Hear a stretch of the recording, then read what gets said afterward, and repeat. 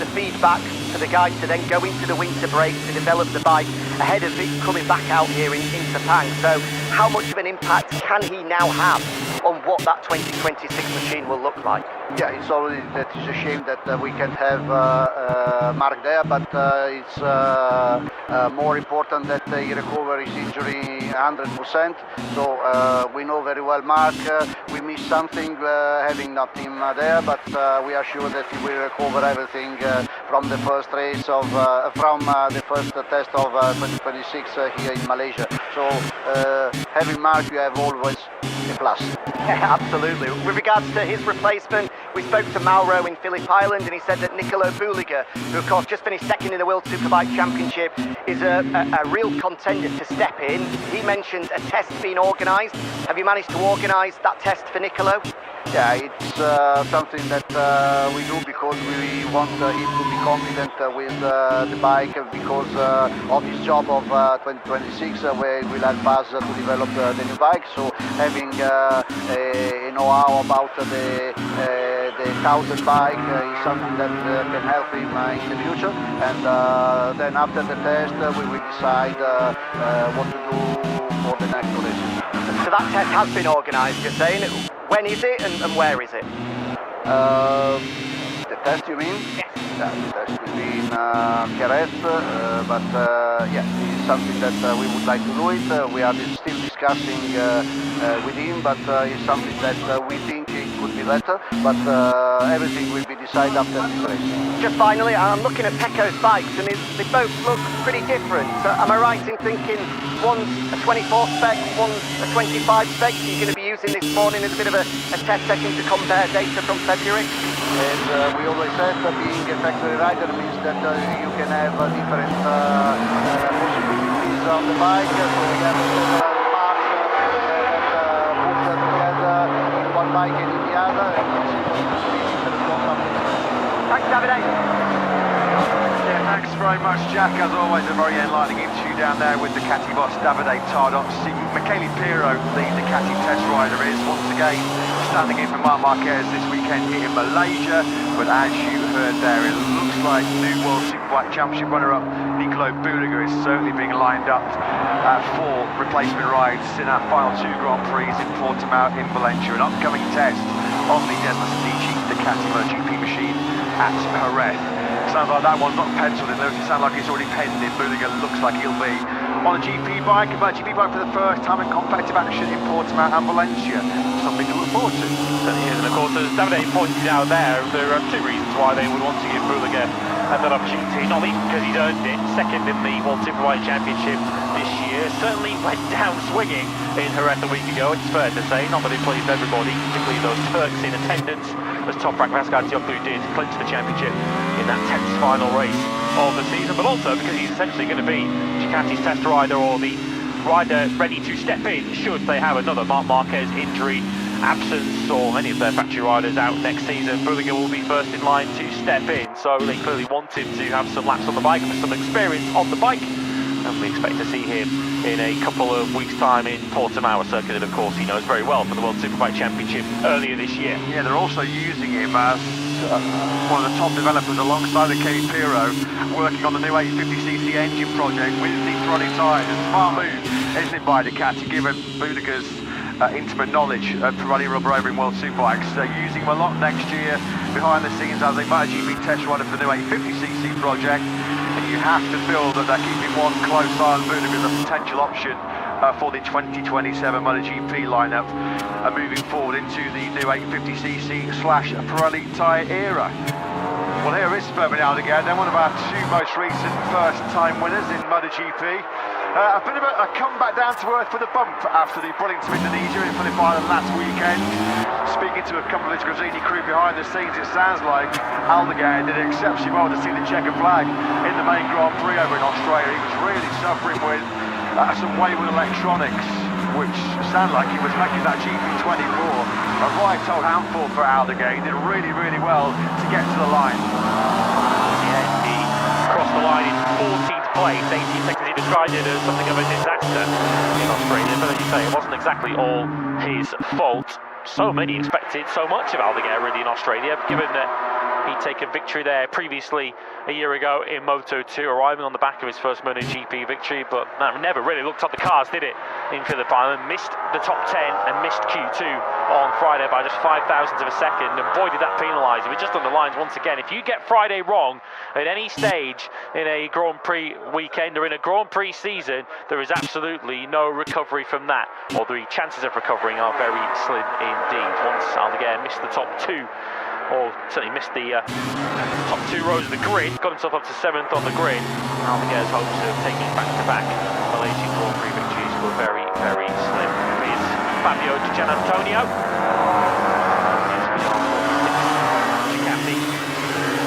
A rider who will perhaps regret qualifying too far down the grid. I think Di Gianantonio will certainly fall into that category.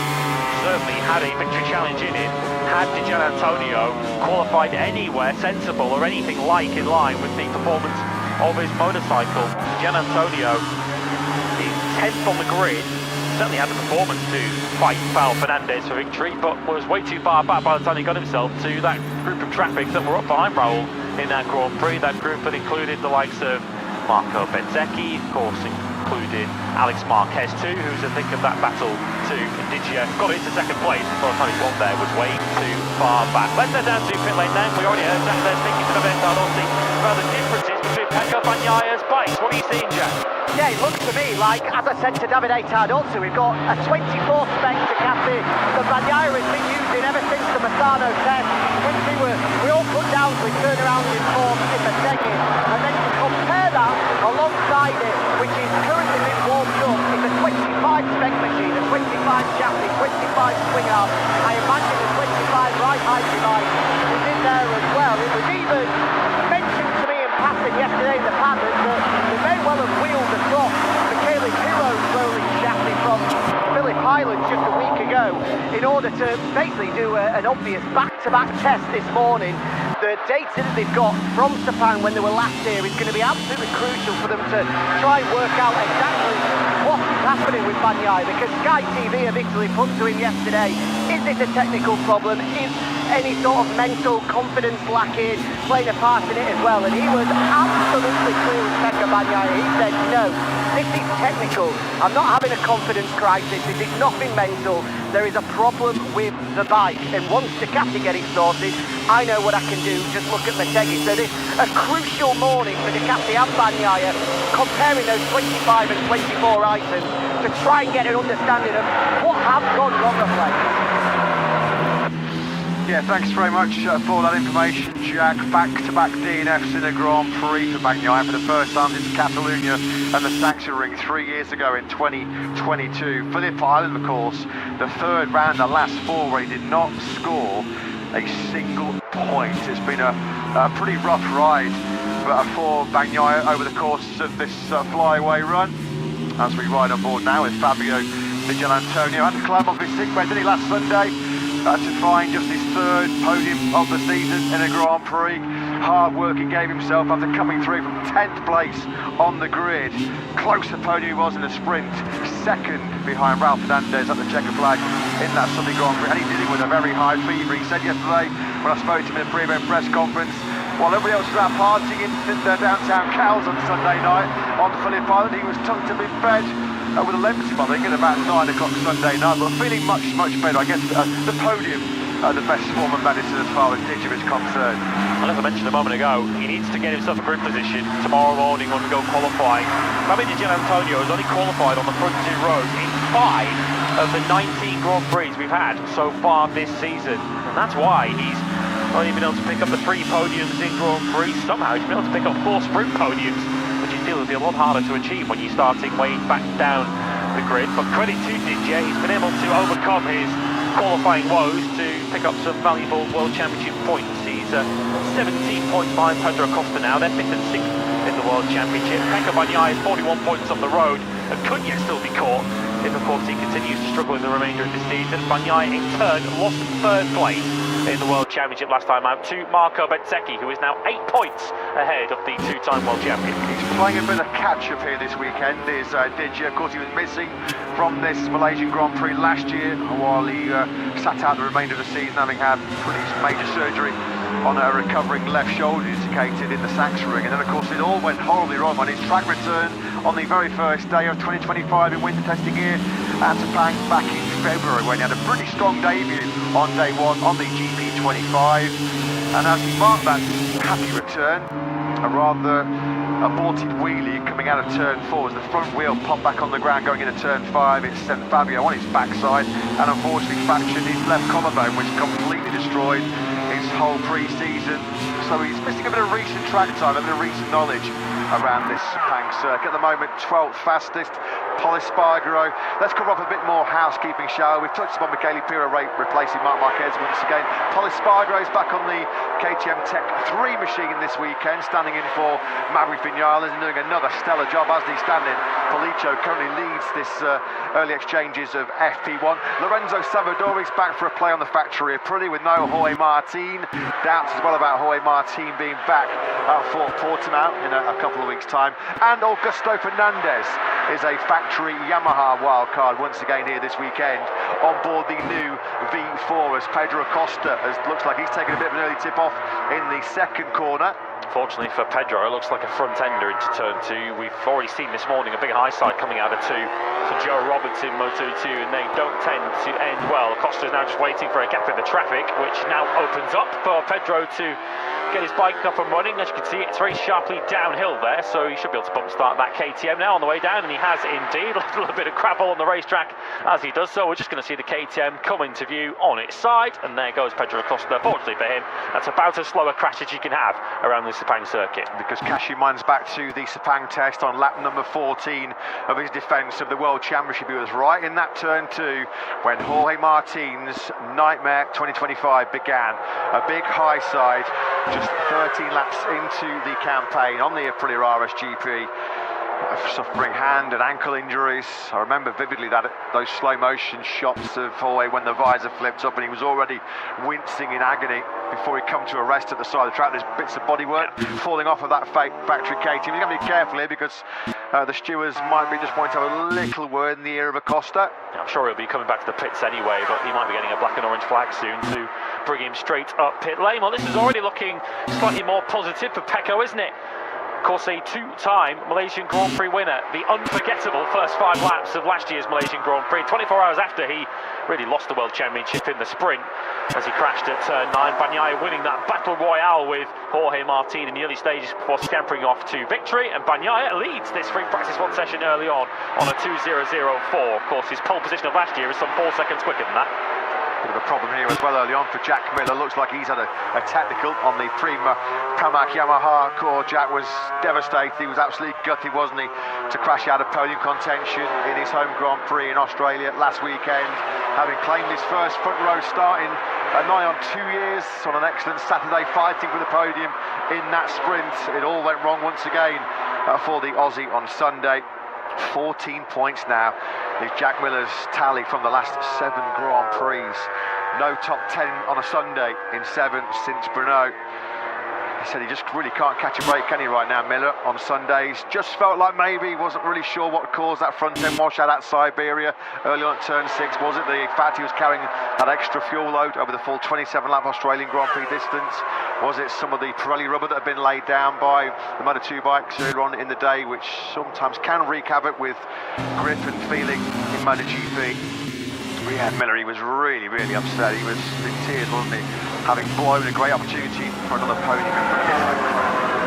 An opportunity away to Yamaha this weekend, though, because we did see back in testing, but a lot has changed in MotoGP since then. But it was here in Sepang where we really began to get excited about Yamaha's prospects for 2025. Fabio Quartararo was right up at the sharp end on both the time attack and over longer runs. Davide Tardozzi even said at the conclusion of that Sepang test that Yamaha were genuine competition for Ducati in 2025. That hasn't quite transpired that way, certainly not on Sunday. Saturday morning, certainly Yamaha got a bike with Fabio Quartararo on board that could match the Ducatis, but not over race distance. Quartararo plummeting out of the equation, having taken pole in Australia last weekend. But this certainly, after their strong test of the year, would have been a Grand Prix Yamaha was circled on their calendar as one that they could attack in. Always a good measure, a good barometer of how much progress or lack of you made throughout a Grand Prix season when you return a good 7 or 8 months to Sepang after the pre-season test here. Certainly for the rookies, of course, who had 6 days on track pre-season, as did Yamaha and Honda as part of their concessions. So it is always a good indicator of how much forward progress you've made in terms of Fermin Aldiger, who did those 6 days here in pre-season. Well, no problemo for the 54 at the moment, because he's just, as you can see, just on top of the timesheet with a 2:00.199. Juan Mir on the factory Honda's up to third as Jack Miller gets a pushback from one of his Prima Pramac Yamaha crew. No obvious signs, left or right, was there, on Miller's M1 of any fall off, no damage to his leather, so it looks like he's just gone kaput early on here for the Aussie. Of course, we remind you, Jack Miller and the other 4 regular Yamahas are still on their in-line course, for that might only last another 3 Grand Prix. Gustav Fernandez, of course, here once again on board the V4 Yamaha, which he and Fabio Quartararo in particular will be watching the progress of very, very closely, as they have an eye to racing that model in 2026. Yeah, got the impression from listening to some of our media colleagues after attending Fabio Quartararo's media debriefing yesterday in Sepang. He's once again in that sort of rut, getting a little bit weary of a lack of performance from the current incumbent at White Star M1. Pole position in Australia, never in contention for the sprint podium from that pole, never in contention at all, was he, Fabio, for a top 10 really. I mean, slipped way down the order to 11th at the checkered flag. Some rather worrying messages. He's trying to G up those Yamaha engineers once again, isn't he? Saying right now, it's obvious his patience is wearing way thin. I need a competitive bike, is the message from Fabio. Contract year, of course, next year in 2026 and 2027 and beyond. And the message loud and clear once again from the Quartararo camp. This new V4 from Yamaha is not the cure of some serious ills on the current M1. Well, Fabio will clearly be knocking on the doors of some rival manufacturers looking for other job opportunities. They're almost between a rock and a hard place at Yamaha at the moment, because the V4, I think most to a degree, the fact is the right way to go. But are they going to be able to develop it, get it to a stage by Valencia test, where they can actually perform with it? Nice little raise of the eyebrows there with Pecco Bagnaia as he looked in the direction of Gigi Dall'Igna. Whether that was that felt good or whether that felt bad, he's shaking his head at the moment, but he is up in second place, is Pecco Bagnaia, so not all he should be complaining about. Looks at his hand gestures there as if the front's washing a bit on that Ducati. That's the 24-esque model we understand that Bagnaia has just jumped off. He's telling Gigi Dall'Igna on exactly how it felt. Hard to believe, having dominated the weekend in Montega, that he was 32 seconds behind them. With this is a look at Gigi Dall'Igna as he comes back into the garage. Yeah, that's a funny old expression, isn't it, from Pecco. He drops down the seat next to Christian Gabarini. Told himself on Sunday in Phillip Island after that miserable sprint where he was 32 seconds behind Bezzecchi in that 13-lap sprint. He would not finish last again. He said, I'd rather crash out 1,000 times fighting and pushing than finishing last. The bike, he said, was hard to ride in the Australian Grand Prix because I think it sounded like Ducati chucked a load of weight on the front end just to try and find some stability, which made it a little bit less agile, a little bit heavier. And that, of course, gives you no margin for error. And every time I try to force the bike, I fall off. Davide Tardozzi, Mauro Bassini there, two members of the Ducati hierarchy. Have a little private exchange on the Ducati pit wall canopy. Perhaps not the most pleasant of exchanges we've ever seen. Although Davide Tardozzi does wear his heart on his sleeve. You're never in any doubt as to how Davide's feeling. Of course, we saw a week ago Pecco Bagnaia returned to the box partway through Free Practice 1, jump off his Ducati and said about 3 words before Tardozzi stomped out of the box. So angry he was, and clearly words of Pecco Bagnaia that Tardozzi did not want to hear. I mean, it's not looking too bad at the moment in terms of the lap times of Bagnaia. He's up in second place, but still clearly some work to do down in the 63 camp. Yeah, Tardozzi's spoken a lot, hasn't he? We've tried our best, we've given Pecco all the support that he needs. We've tried almost every avenue possible to try and find some solutions to his front end woes this year. He's spoken on more than one occasion about the need for Pecco to step up to the plate as well. So it's not just on Ducati to try and find some solutions, it's down to the rider as well. Bagnaia then, surely he'll be slightly chirpier with a second place in an FP1 session, where for so much of these flyway races, well, bar the 3 days on circuit in Japan, Bagnaia has gone AWOL. He has disappeared without trace. He was seen nowhere throughout Mandalika weekend. The Australia sprint was, I think he said himself, an embarrassing and humiliating experience.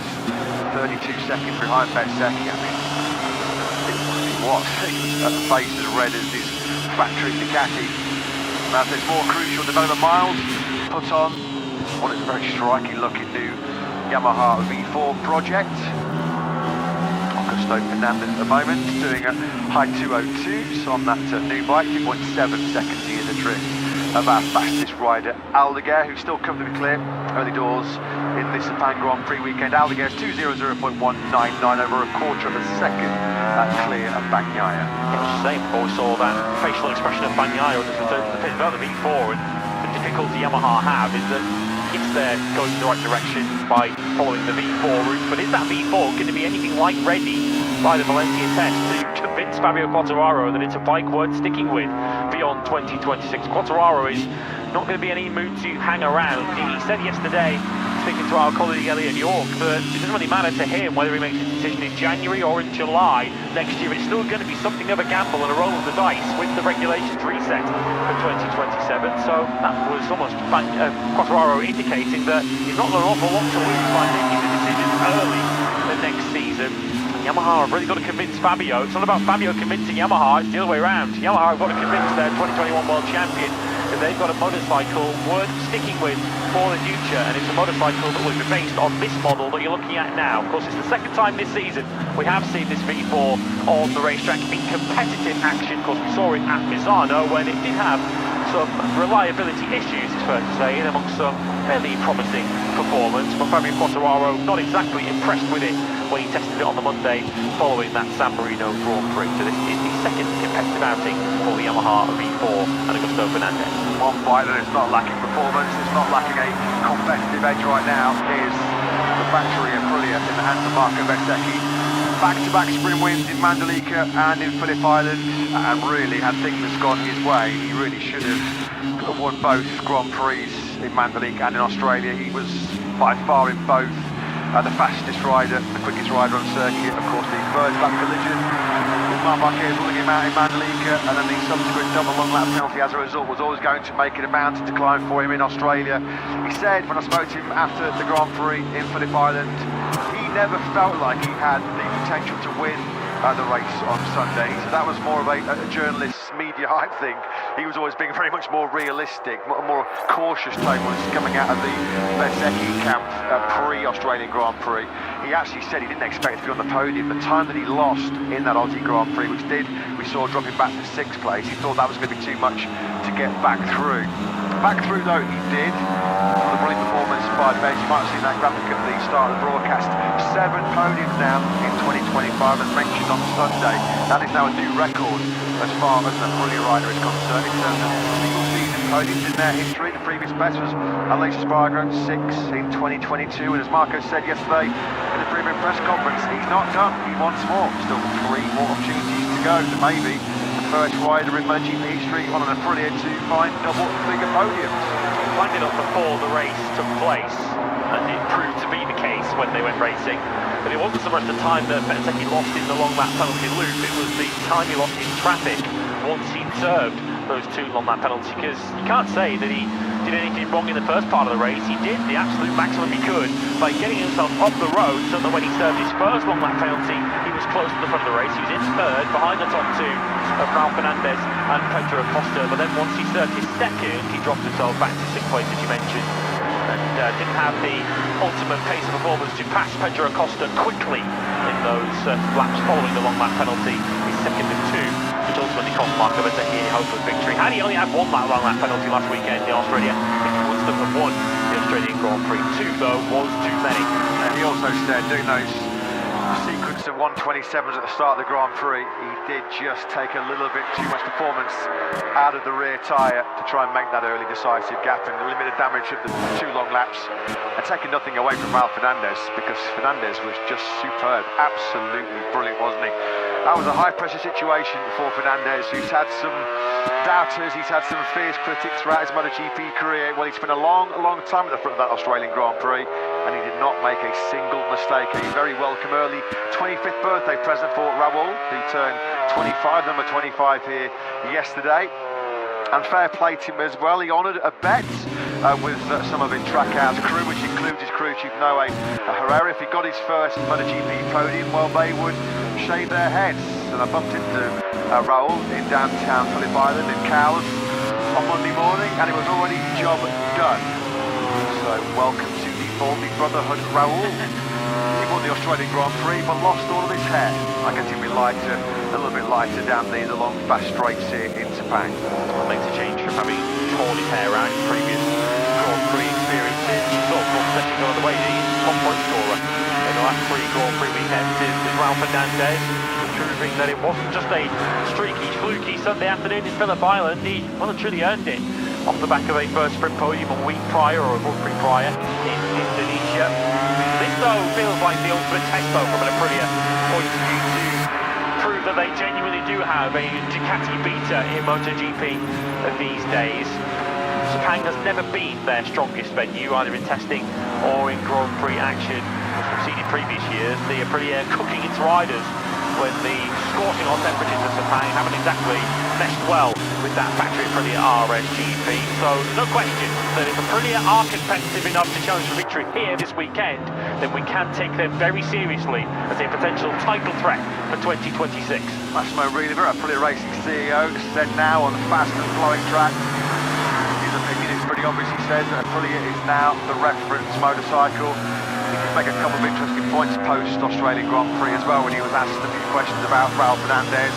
Aprilia and Trackhouse sticking with their rider through some pretty turbulent times. Curious, he said, now to see what happens with Fernandez in the remainder of this season, because he made a point about Marco Bezzecchi when Bez got the monkey off his back, his first Aprilia win in that dramatic British Grand Prix.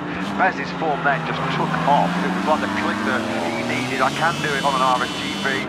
Now I want more, and Riva, well, he's just curious, interested like we all are, just to see if the sort of similar effect as Alex Marquez has gone down. Alex Marquez is one of the big favourites for success here this weekend. He tried to wrap up second in the World Championship. Well, Alex has taken a tumble going through turn 7, which is a pretty quick get-up around this Sepang circuit. Third gear going through there, flying 130 kilometres an hour. Alex has jumped off, having just done his fastest lap of the session of 2:00.720.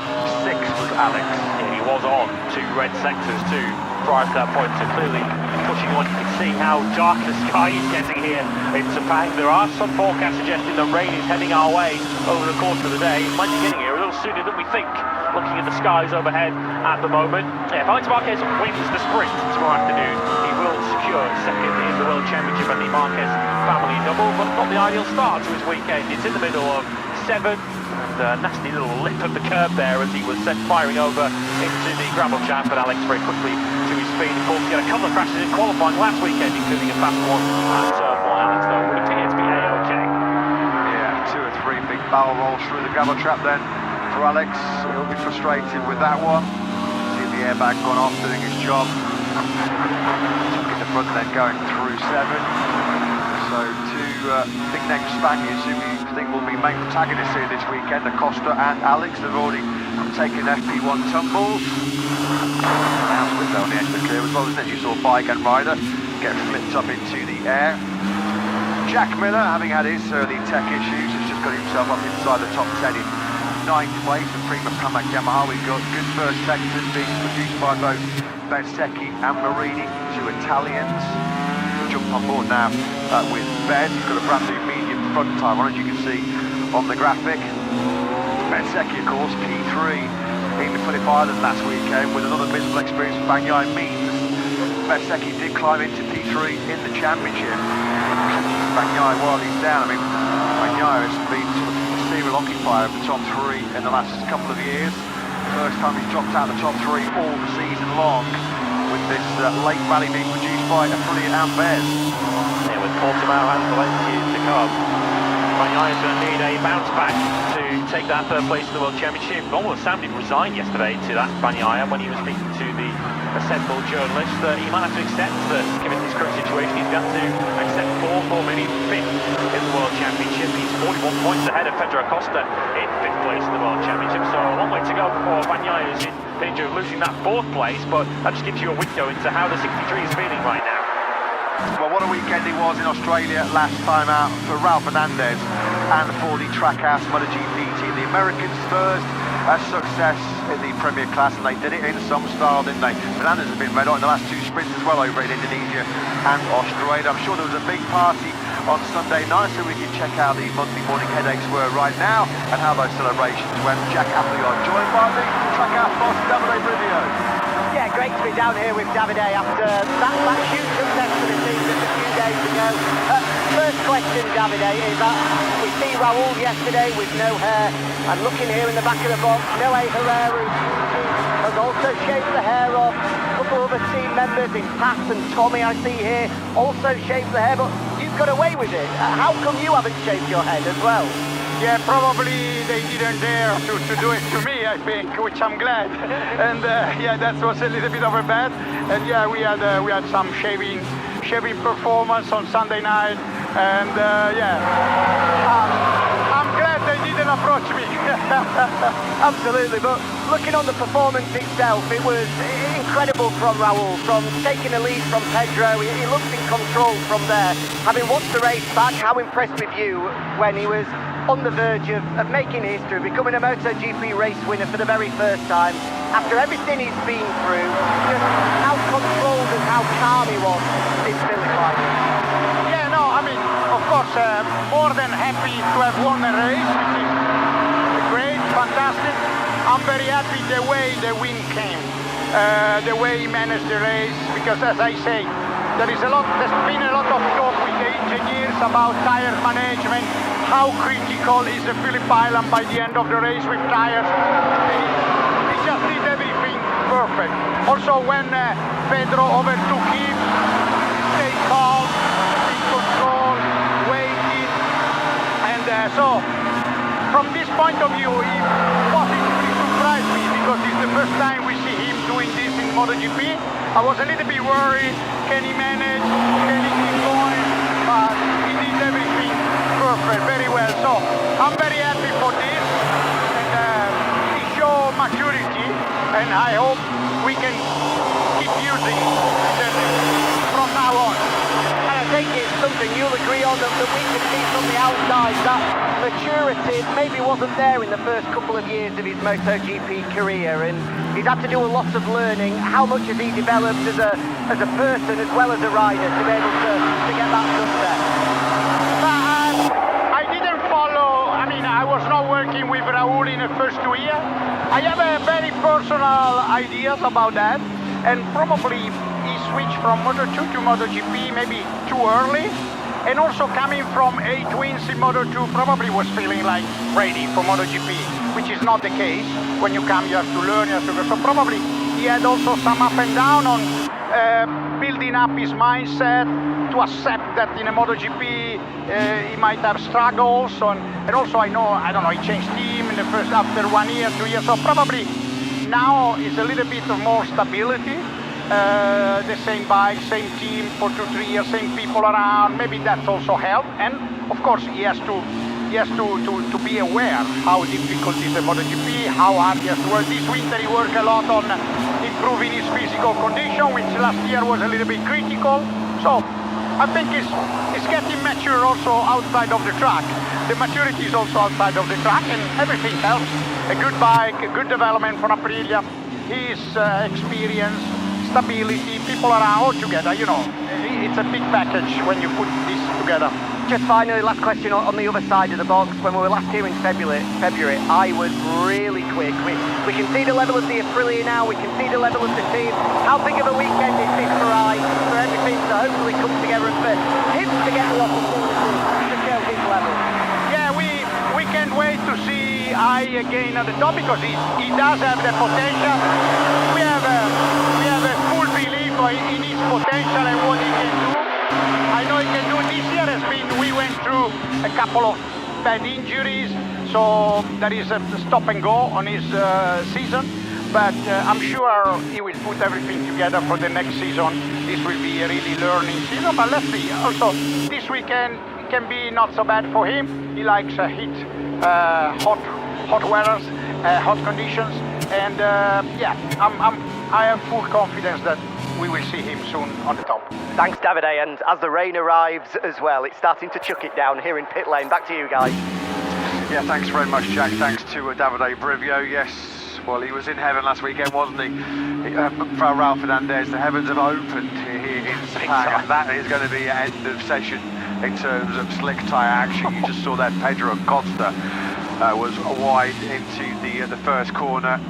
We're just about to click into monsoon season here in this part of Southeast Asia. I'm reliably informed by the locals. Of course, it's a tropical climate here in this part of the world as we get a replay once again of Alex Marquez's mid-session tip-off then going through turn 7.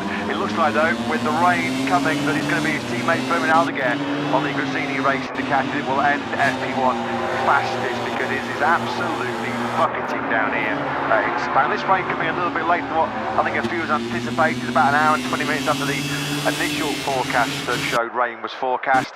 Potential threat of rain around here tomorrow as well. Looking like we're well set for a dry Sunday, but of course this tropical climate, rapidly changing climate, anything can happen. It's pretty unpredictable in this part of the world.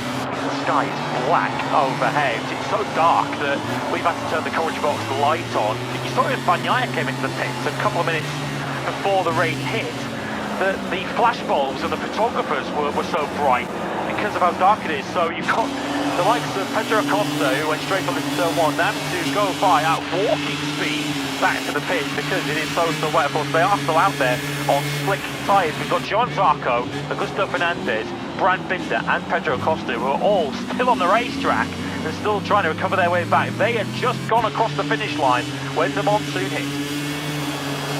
Yeah, Brad Binder working his way back to pit lane is 59 seconds behind Fermin Aldeguer, which sounds about my pace, and that's being generous. So it looks like Aldeguer then will close out FP1 fastest ahead of Bagnaia and Juan Mir. Now we're getting this deluge here on the outskirts of Kuala Lumpur. Just quickly coming back to Davide Brivio's chat with Jack. I think Brivio himself, he's not a sort of an egomaniac, an egotistical character of his Davide, but let's not forget he's a team manager that's now won Grand Prix in MotoGP for Yamaha, for Suzuki, and now for Aprilia.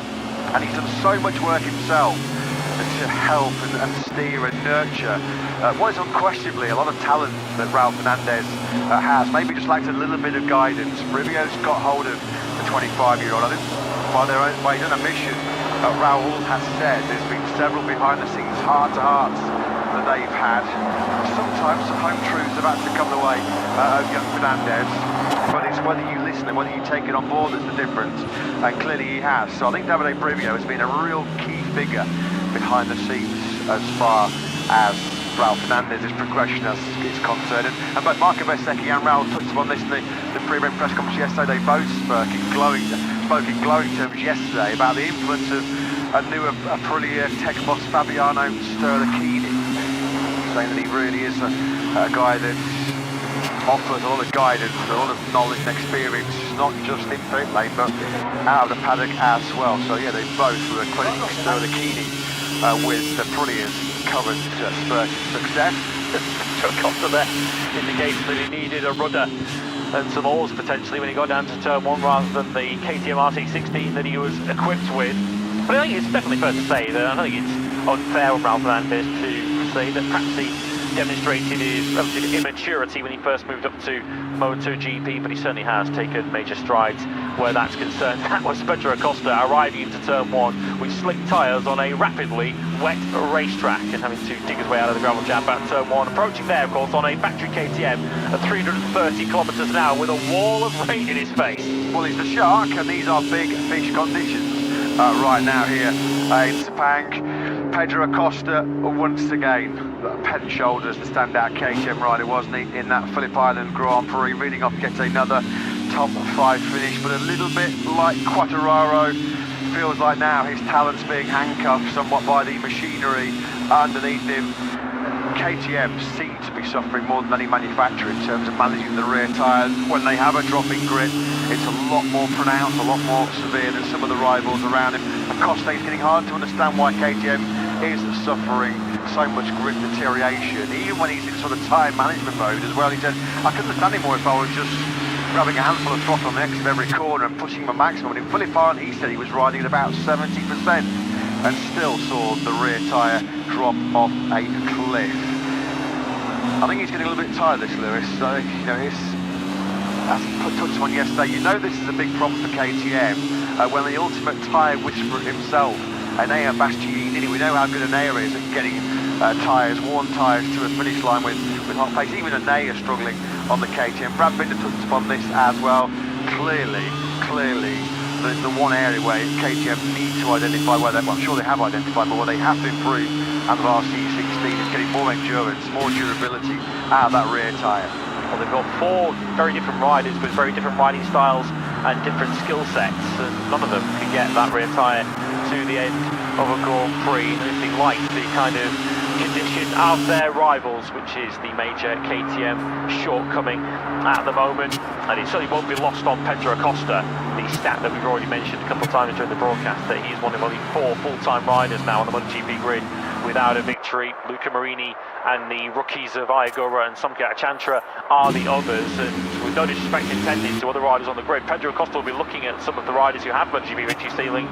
If I had the kind of equipment you had, I would have several MotoGP victories to my name. And although he's of course still very early in his Grand Prix career, still only 21 years of age, Pedro Acosta is not going to hang around on uncompetitive machinery for too much longer.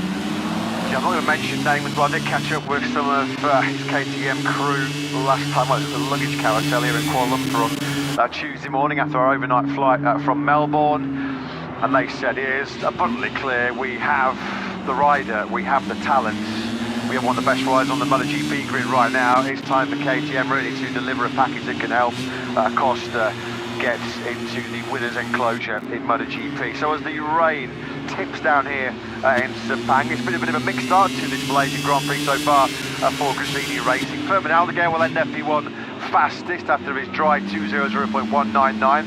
But a tip off at turn 7 for Alex Marquez. Let's get the thoughts of the boss, Michele Mazzini, is the jack. Yeah, as in the background, the teams work feverishly to try and get one of the bikes prepped for these wet conditions to get at least one lap in. But Michele, we arrived here in Sepang thinking that Alex was going to be a huge contender, but hasn't looked comfortable this morning. Have you got an idea why that is? Yeah, first of all, in the first run, we find something strange in the feeling with the medium rear tire, so we decided to change it. It was faster, but unluckily we crashed. But I think that we already shown some speed in the sector. We need to put all together as always, and also we look at the data. We have something to adjust also on the bike, on the setting, and now we will try to practice with the rain bike, try at least some start from the grid. Yeah, we can hear one of the bikes who's exiting, a KTM or Paul Espargaro, the first out. But for me, how valuable are these conditions for him going to be? I mean, the last time it was wet, Le Mans, I think he was extremely fast, but I guess as a rookie, trying to get out and have at least a couple of laps is going to be vital experience. Yeah, it's true that he rode really less this season on the wet, but very comfortable from the beginning that we tried the rain on the MotoGP bike. Also, he find a good feeling with the dry today. So at the moment we are on the field in the standing. So we started the Friday in the good shape. For me, ready to go. Thanks, Michele. Thank you. Yeah, thanks Jack. Thanks as always to Gresini Racing boss Michele Mazzini, as we saw Paul Espargaro replacing Maverick Vinales' venture out.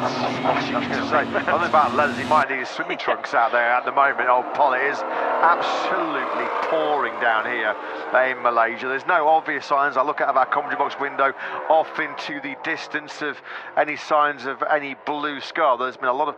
Quartararo nearly lost the front there at 20 miles an hour into turn one, so there's no wonder that Pecco Bagnaia still has his baseball cap on and is not too keen to join the racetrack right now. Yeah, there'll be a few riders going, thank you very much, I'm parking the... I'm not going, oh yeah, Quartararo again has a moment there as he drops down through this high-speed turn 3, standing water.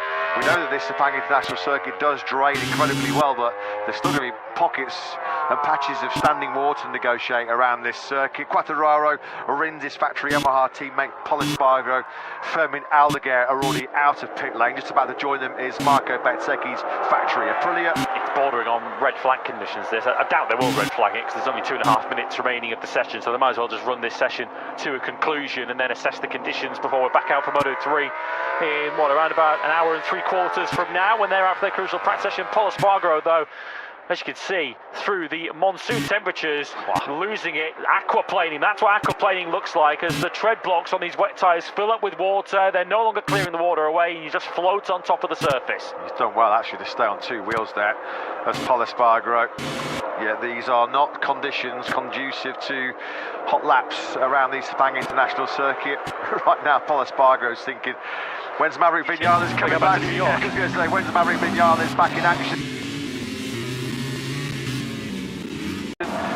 Alex Marquez will be another rider that's just going to venture out. See on the electronic dash there as he went from neutral up into first gear to leave the garage.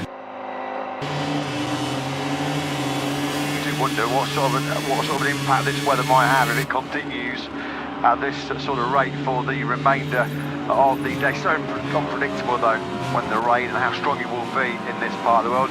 Jack, what's going on down in pit lane weather-wise? Yeah, this is as intense the rain as we've seen all over the past 10 minutes, 15 minutes. I won't be surprised if we maybe see a red flag. I know there's not long of the session left, but really torrential rain at the moment now. Yeah, it's teeming down without any question. We're picking up Quartararo, who's running off the circuit. Well, he's already had a couple of scares as Quartararo at the start of this lap. He's off the track on the extensive tarmac run-off, dropping down the hill through turn 12. This will be...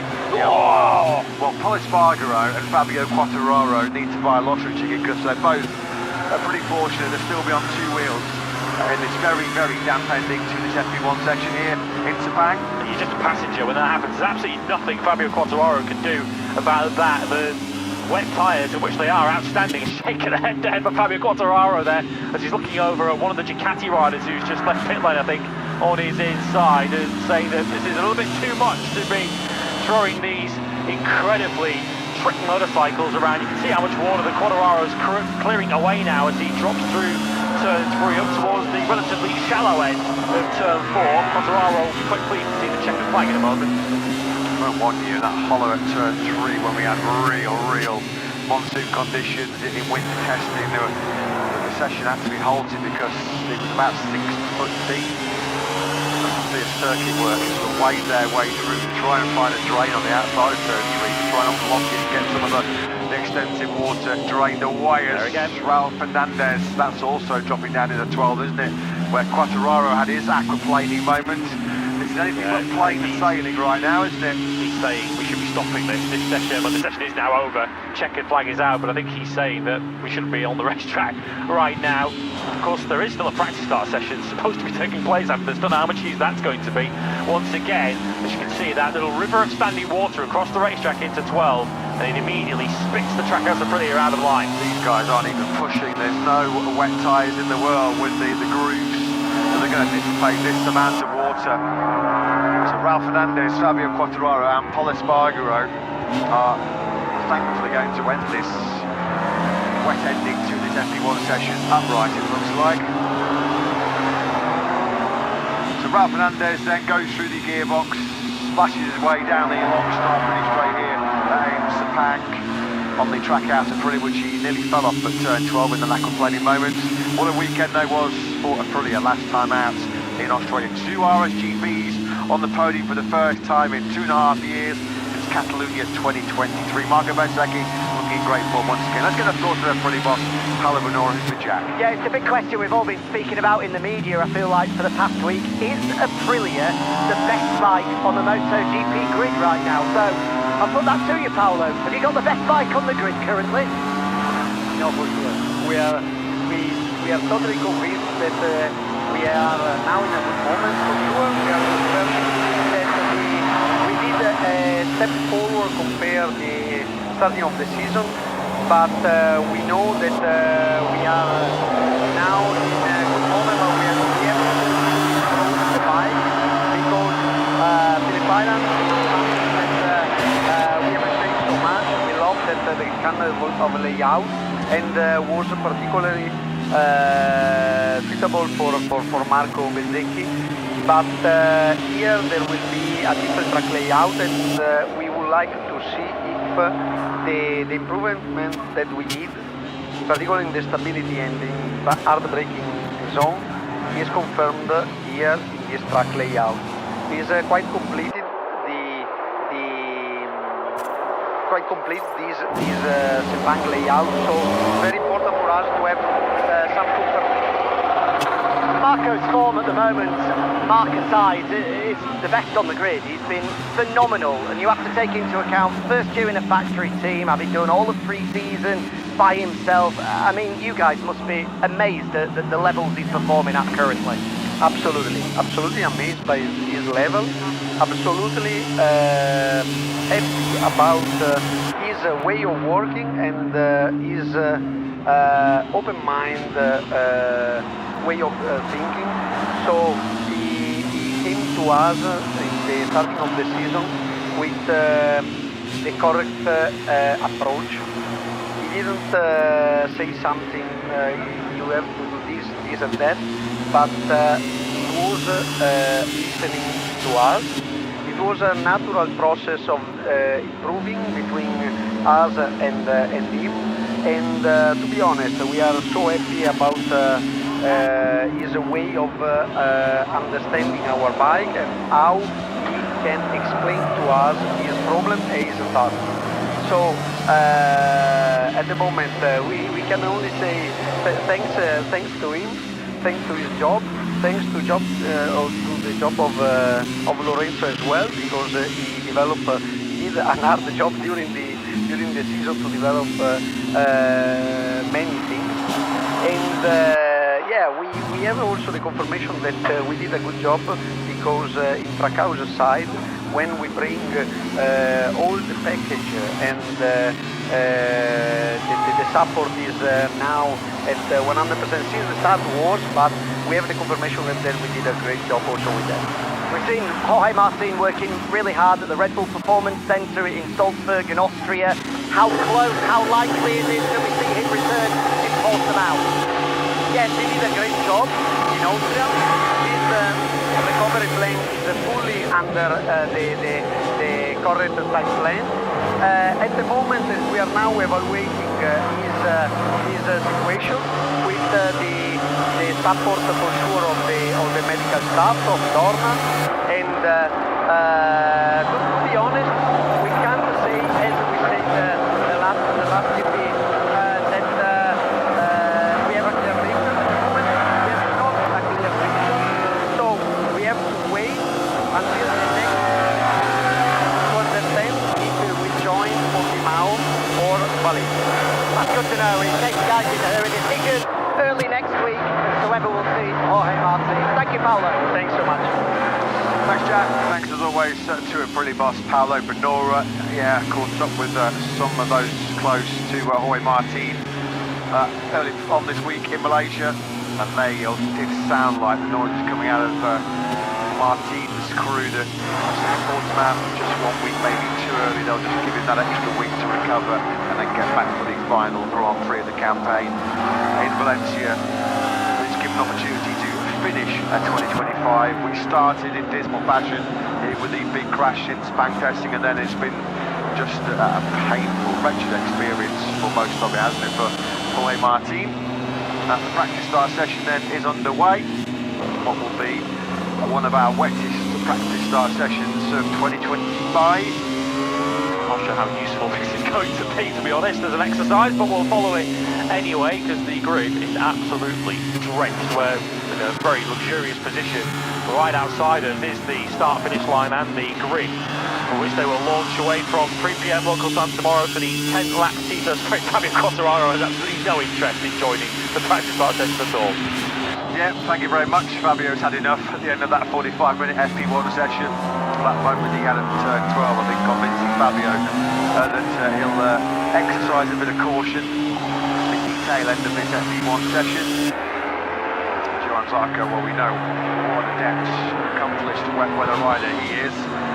Cash your minds back to that unforgettable home Grand Prix in Le Mans, the flag-to-flag encounter. Feels like an awful long time ago though, Dan, doesn't it, for 35-year-old Frenchman who has had at least one DNF sprint or Grand Prix in 5 of the last 6 rounds. 6 rounds now in 19, he's not scored a single point, and that 9th place recently in Motegi. He's only top 10 in 12 since that 2nd place at Silverstone. Just a bit disturbed by the arrival of some new parts, throwing him off the scent a little bit in terms of the setup with his RC213B. Feel like Zarco's been chasing his tail for the sort of the latter part of 2025 as we look at Paul Espargaro then get to fire up what is arguably the best starting motorcycle in Grand Prix right now, certainly the fastest in history, and we saw it a couple of times over in Phillip Island. What an absolute rocket ship the RC16 was off the line once again. Yeah, we have seen this in the past, of course, when we've had wet conditions for this practice start session, but we could indeed have an additional practice start session after the format later on this afternoon. That is not unprecedented given how little use these practice starts are going to be, unless we do get, of course, wet conditions for the sprint or the Grand Prix later in the weekend. Who's parked you then, Jackie, who's not ventured out for a practice start?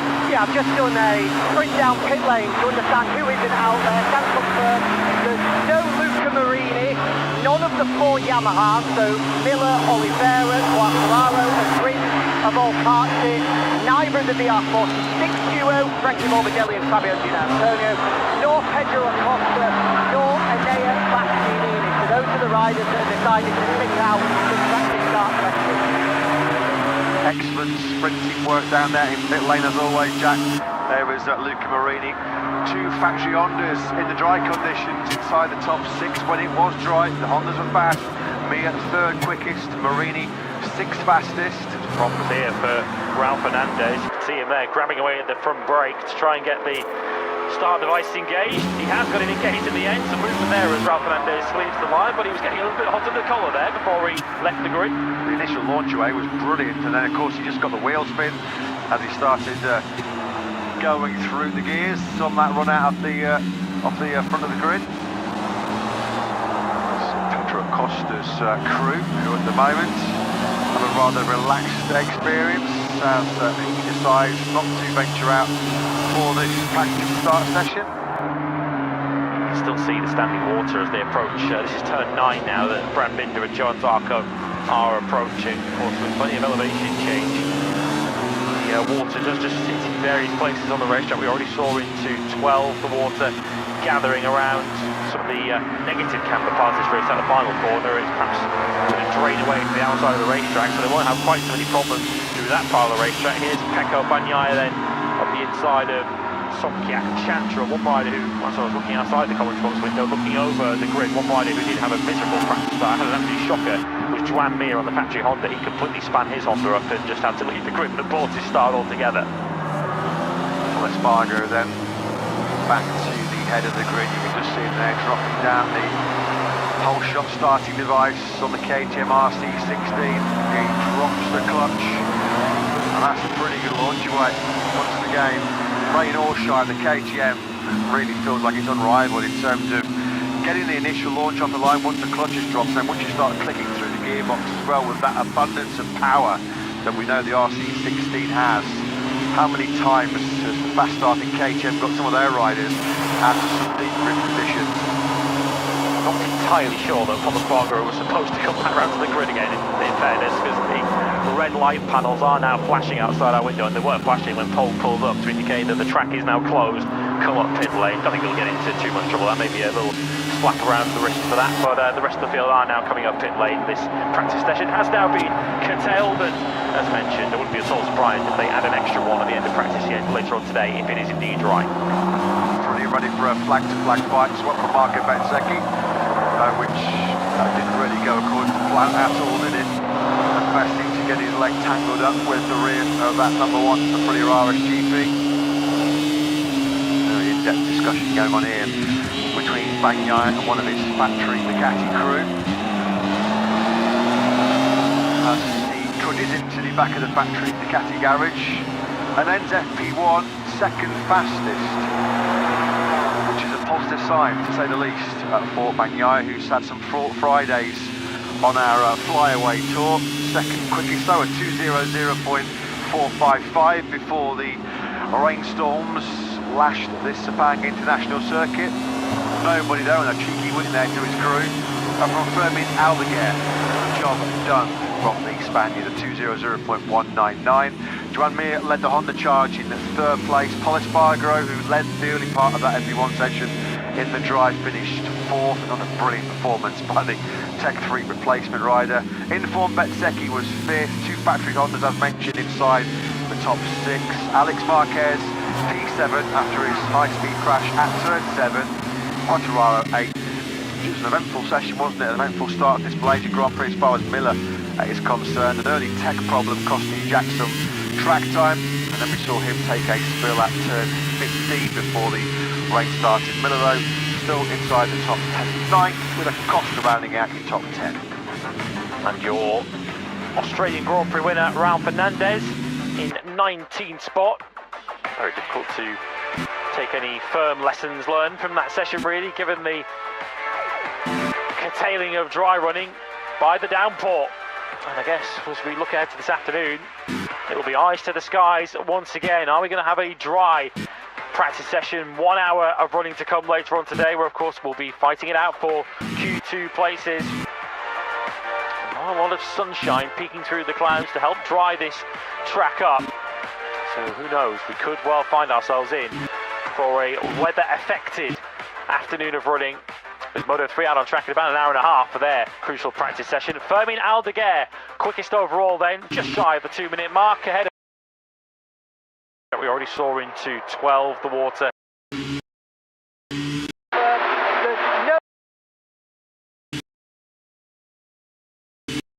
Next week, as to develop many things, and him, and to be honest, we are so happy about his way of understanding our bike and how he can explain to us his problem and his thought. So at the moment we can only say thanks to him.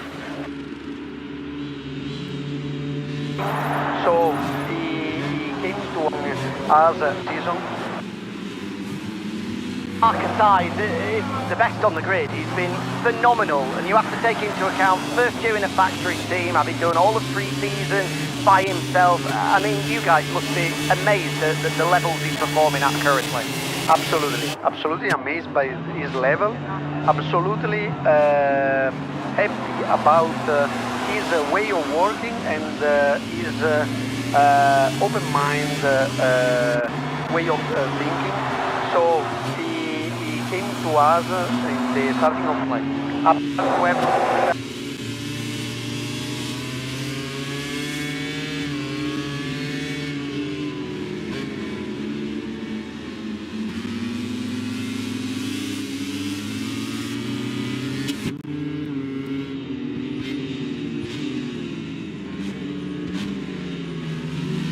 Here is track layout.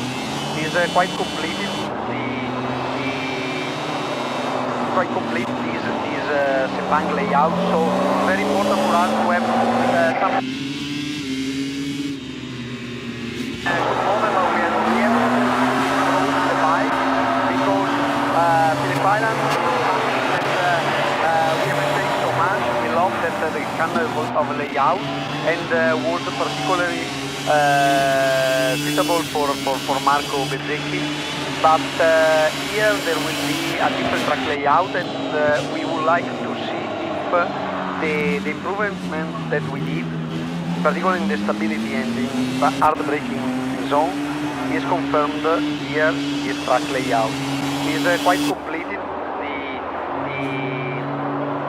Quite complete this Sepang layout, so it's very important for us to have some confirmation. Marco's form at the moment, marker size, is the best on the grid. He's been phenomenal, and you have to take into account first year in a factory team, having done all of pre-season by himself. I mean, you guys must be amazed at the levels he's performing at currently. Absolutely amazed by his level. Absolutely happy about his way of working and his open mind way of thinking. So he came to us in the starting of the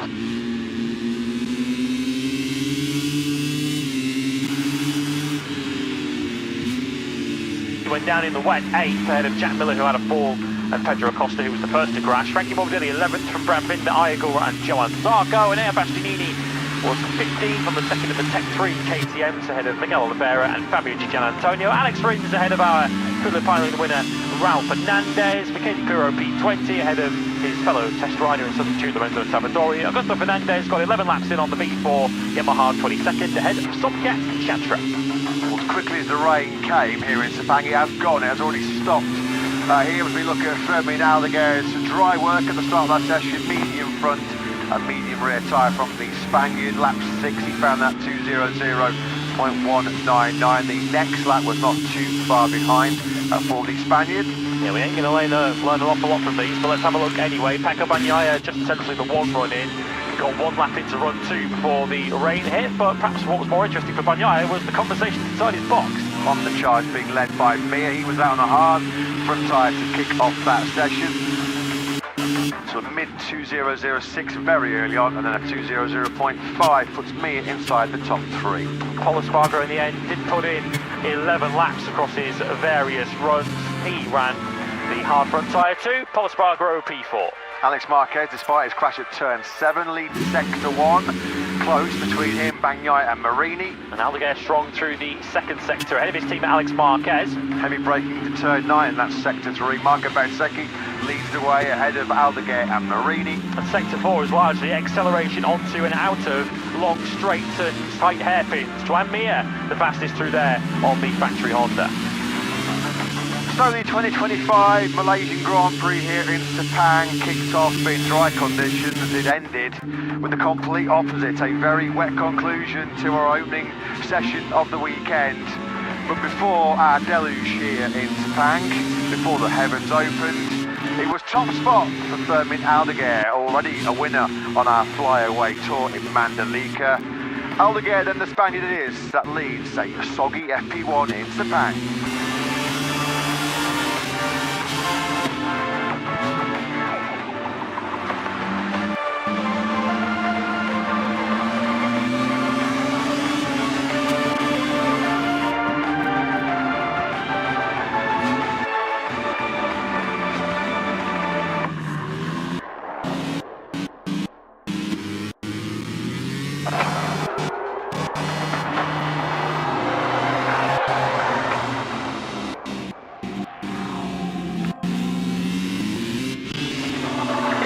best event I ever played. Best atmosphere that I ever experienced in my life.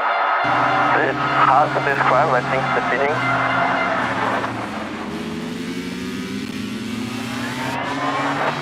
It's red, white and blue! It's a dream come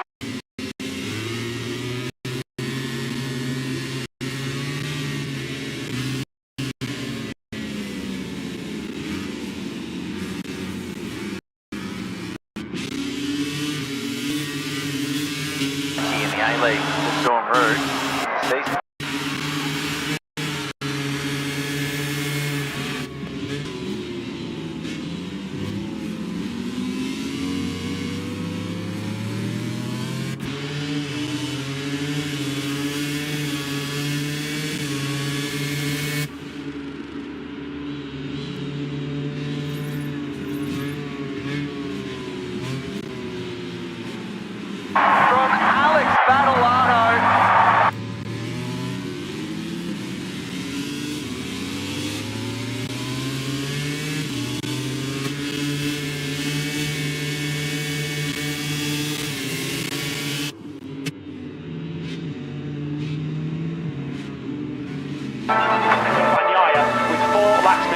salvaging some pride from this Grand Prix, but he crashes with 4 laps to go.